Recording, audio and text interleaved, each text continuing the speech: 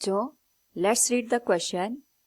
In the following questions, a statement of assertion is followed by a corresponding statement of reason.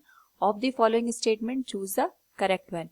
Here, assertion is a Zener diode is used to obtain the voltage regulation, and reason is when Zener diode is operated in reverse bias after a certain voltage, breakdown voltage, the current suddenly increases but potential difference across diode remains constant.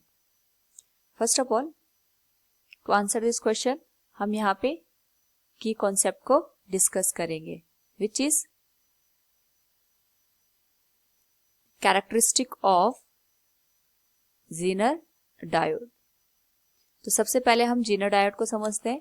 Zener diode होता क्या है? Zener diode अपने आप में एक special type का diode होता है which works in the reverse bias condition. ये हमेशा रिवर्स बायस कंडीशन में ही काम करता है और इसका सिंबल इस तरीके से दिया जाता है. It is a symbol of Zener diode. तो जब भी हम Zener डायोड की कैरेक्टरिस्टिक की बात करते हैं, अगर हम इसको फॉरवर्ड बायस कंडीशन में देखें तो ये यहाँ पे ऐसे ही बिहेव करेगा जैसे जनरल पर्पस डायोड करते हैं. लेकिन अगर हम इसका स्पेशल केस देखें तो यहाँ पे ड्यू टू हाई डोपिंग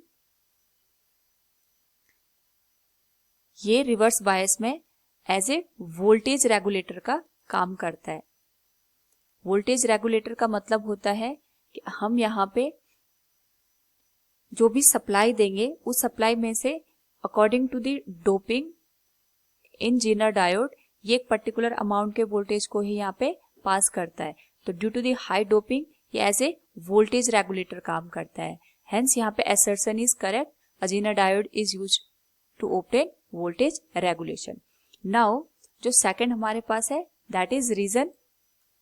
तो जब भी हम यहाँ पे Zener डायोड को रिवर्स बायस में वर्क करवाते हैं, उस पर्टिकुलर केस में अगर हम इसकी कैरेक्टरिस्टिक को देखेंगे, VI कैरेक्टरिस्टिक, तो यहाँ पे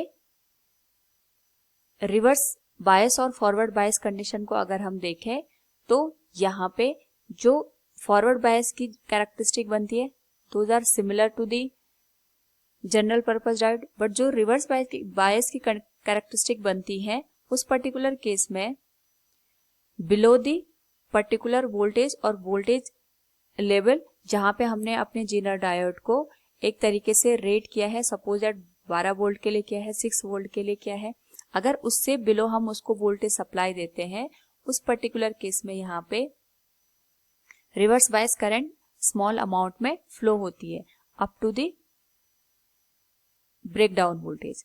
लेकिन जैसे ही हम यहाँ पे ब्रेकडाउन वोल्टेज की कंडीशन में पहुंचते हैं, जो करंट की वैल्यू है वो एक तरीके से सडनली इंक्रीज करने लग जाती है.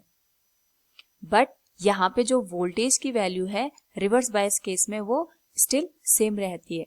अब इसका रीजन ये होता है क्योंकि हमने यहाँ पे जो भी Zener डायोड यूज किया है वो हाई डोपिंग का यूज किया है. यहाँ पे जो चार्ज कैरियर होते हैं वो बहुत ज्यादा यहाँ पे एग्जिस्ट करते हैं.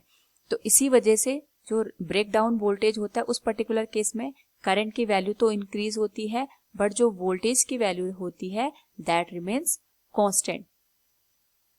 So from the given condition जो रीजन गिवन है when Zener diode is operated in reverse bias after a certain voltage, the current suddenly increases but potential difference across diode remains constant. This is also correct. So we can say here reason is correct and assertion is also correct.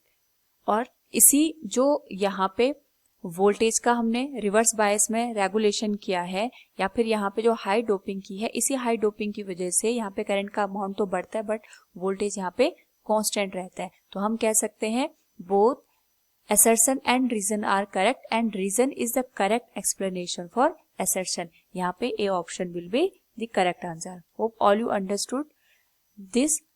Thank you and best of luck.